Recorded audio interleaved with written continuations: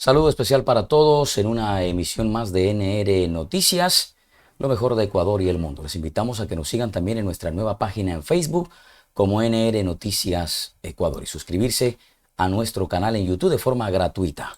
Vamos a arrancar con la información correspondiente a esta fecha y les contamos que el pasado 27 se cerraron ya las inscripciones, el plazo para aceptar las precandidaturas a la presidencia concluyó este 27 de agosto pasado. El Consejo Nacional Electoral cerró este martes 27 de agosto el plazo para que las precandidaturas a la presidencia de la República se hicieran oficiales, aceptando los aspirantes ser candidatos oficiales. Así lo manifestó el Consejo Nacional Electoral. 17 binomios elegidos en las elecciones primarias por los partidos y movimientos políticos completaron el trámite, aunque no todos acudieron a la matriz del organismo electoral. Carlos Rabascal confirmó que aceptó su candidatura ante un delegado del Consejo Nacional Electoral el pasado 16 de agosto, día de las primarias de Izquierda Democrática en Portoviejo, Manabí. El mismo camino siguieron Leonidas Issa de Pachacutic, Henry Kronfle del Partido Social Cristiano y expresidente de la Asamblea, y el presidente Daniel Noboa de Acción Democrática ADN. El procedimiento es hasta el momento válido, pero aquí hay una interrogante. La mayoría de los aspirantes a llegar al Palacio de Carondelet son, es decir, un 80% de los binomios que fueron inscritos son totalmente desconocidos, lastimosamente. La mayoría entonces lo han tildado así: perfectos desconocidos. Al menos el 80% de los aspirantes a la presidencia de la República son unos completos desconocidos. Si se mantienen los 17 binomios que fueron anunciados, es decir, si no declina alguno en los meses que restan, las organizaciones políticas marcarán un récord para las elecciones presidenciales de 2025 en el Ecuador. Será la papeleta más grande desde el retorno a la democracia. Bueno, más grande por el tema de que van a haber más binomios o hay más binomios inscritos. Sin embargo, como es cada vez más común, la mayoría de los partidos y movimientos carecen de cuadros propios en la trayectoria y militancia que deberían tener los aspirantes a cualquier dignidad pública.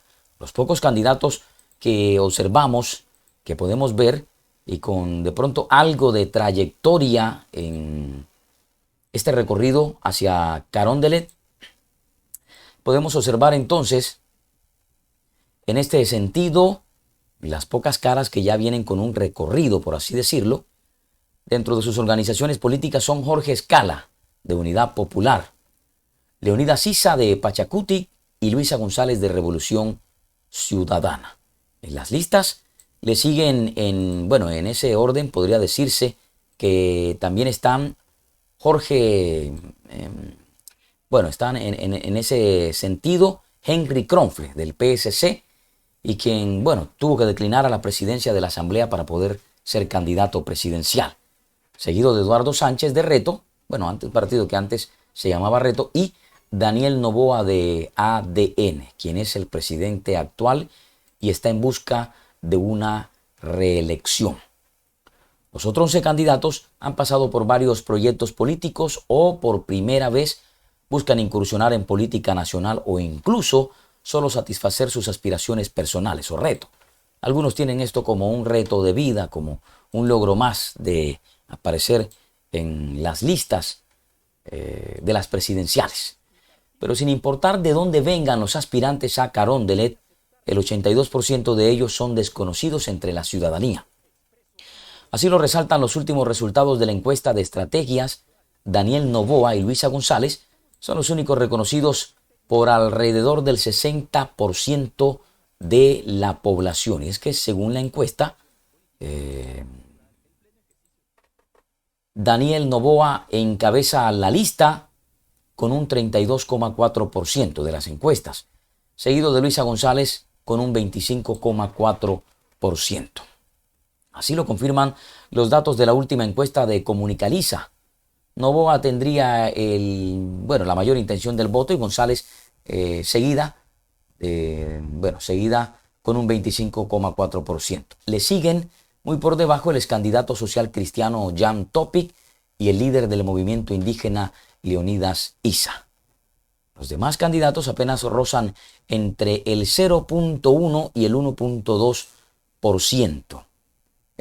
A propósito, candidatos que, según lo que muestra la reciente encuesta, no tendría mucha aceptación, o por lo menos porque apenas están arrancando, apenas estaría arrancando esta contienda electoral. Pero si bien analizamos bien la encuesta, una de las encuestas más recientes, muestra liderando las encuestas con un 32,4%, Daniel Noboa, seguido de Luisa González con un 25,4%, Jan Topic con un 6,3% y Leonidas Issa raspando un 1,1%, según lo que muestran las encuestas. Pero, muy basado en ello, esto está relacionado con que apenas entre el 0,56 y el 6,8 de la población sabe quiénes son. Es decir, son desconocidos. Al momento de preguntar por X o Y candidato de los nuevos, pues las personas obviamente no van a decir que su voto fuera para X o Y candidatos si las elecciones del Ecuador fueran el día tal, ¿verdad? Además, a este escenario se debe sumar la alta incidencia entre los electores que, según CEDATOS, alcanza el 75,1%. Sería el segundo round entre Noboa y el correísmo. Desde la salida del expresidente Rafael Correa del poder, el correísmo como tendencia política no ha logrado retornar a Carondelet. Pese a que siguen siendo la mayor fuerza política del país, su voto duro no les alcanza para ganar las elecciones del Ecuador. Esto se debe a que la Revolución Ciudadana necesitaría ganar en primera vuelta y para eso requiere superar el 40% de los votos y llevarle 10 puntos de ventaja al segundo contrincante, algo que no se ha vuelto a repetir después de las votaciones de 2009 y 2013, por lo que desde 2021, en las primeras vueltas el correísmo obtuvo el 33% y 34% respectivamente la oposición, y en los balotajes el anticorreísmo sin abanderados concretos les ha arrebatado la victoria. Es por eso que los herederos del exmandatario han fracasado en las dos últimas elecciones. Andrés Arauz perdió contra Guillermo Lasso en la segunda vuelta de 2021. Y en las elecciones siguientes, hablamos cuando las elecciones también fue derrotado el correísmo, cuando Daniel Noboa superó a Luisa González del correísmo. En ese momento fue más o menos una votación de un porcentaje en primera vuelta cerrado, pero con de pronto una amplia ventaja en segunda vuelta. Es así como entonces Luisa González y Noboa, quienes ya se vieron las caras en 2023, se volverán a ver las caras para 2025, enfrentar en primera vuelta. Y de acuerdo con las encuestas de este agosto, son los que más probabilidades tienen de pasar a un balotaje.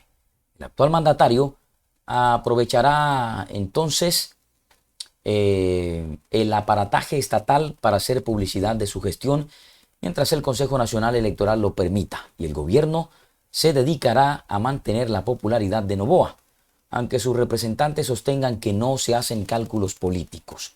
El jefe de Estado llegó al poder con una expectativa positiva en noviembre del año 2023 y en febrero de este año, pese a la falta de liquidez, los apagones de finales de año y el violento inicio de 2024, el presidente Noboa sigue alcanzando popularidad, es decir, sumando popularidad histórica en febrero con el 81,4% de aceptación, la más alta desde 1979 según CEDATOS. Y es que, además, según una encuesta, fue escogido como el presidente con mayor imagen positiva en toda Latinoamérica.